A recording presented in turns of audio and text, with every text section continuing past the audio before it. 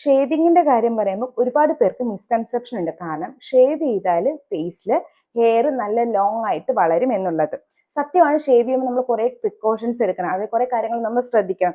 Blade clean ആയിരിക്കണം, നമ്മുടെ face ഒരിക്കലും ഡ്രൈ ആയിട്ട് ഇരിക്കാൻ പാടില്ല. അതിനുശേഷം സ്കിൻ നന്നായിട്ട് അതായത് ഇറിറ്റേറ്റിംഗ് ഇല്ലാത്ത ഫ്രാഗ്രൻസ് ഇല്ലാത്ത പ്രൊഡക്റ്റ് വെച്ചിട്ട് ഫേസ് നന്നായിട്ട് മോയിസ്ചറൈസ് ചെയ്യണം.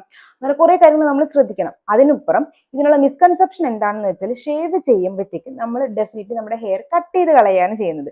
കട്ട് ചെയ്യുന്നത് കൊണ്ടാണ് നമുക്ക് അപ്പൊ നമ്മുടെ ഹെയറിന്റെ റൂട്ട് ഉണ്ട്, ഷാഫ്റ്റ് ഉണ്ട്, ലെങ്ത് ഉണ്ട്. ആ ഷാഫ്റ്റിന്റെ ഭാഗം കുറച്ച് കട്ടിയായിട്ട് ഇരിക്കുന്നത് കൊണ്ടാണ് നമുക്ക് തോന്നുന്നത് കട്ടി കൂടി എന്നുള്ളത്. ഒരിക്കലും നമ്മൾ ഹെയർ വടിച്ചു എന്ന് പറഞ്ഞിട്ട് നമുക്ക് മുടി ഒരിക്കലും കട്ടിയായിട്ട് വരാനായിട്ട് പോകുന്നില്ല. അങ്ങനെയാണെങ്കിൽ നമ്മുടെ നാട്ടിൽ എല്ലാ ആണുങ്ങൾക്കും നല്ല രീതിയിൽ താടിയും മീശയും ഉണ്ടാവും.